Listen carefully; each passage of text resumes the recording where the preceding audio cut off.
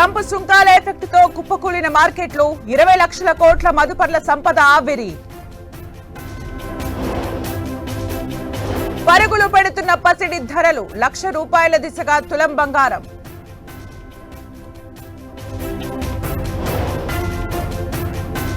No vehicle zone గా ప్రయాగ్రాజ్ కుంభమేళా 48 గంటల పాటు రావద్దన్న యూపీ సర్కార్.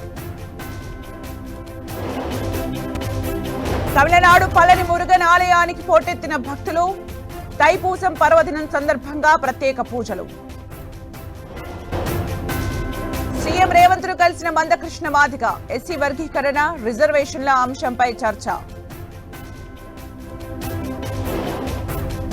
సమర్థ నాయకత్వం ఉంటేనే అభివృద్ధి సాధ్యం. ఫైళ్ల క్లియరెన్స్ లో వేగం పెంచాలన్న సీఎం చంద్రబాబు. యూట్యూబర్ రనవే చుట్టూ బిగుస్తున్న ఉచ్చు. వివాదాస్పద పాడ్కాస్ట్ పై పార్లమెంటరీ ప్యానెల్ కు ఎంపీల ఫిర్యాదు. బెంగళూరులో రెండో రోజు ఏవియేషన్ షో. ఆకట్టుకుంటోన్న వైమానిక విన్యాసాలు.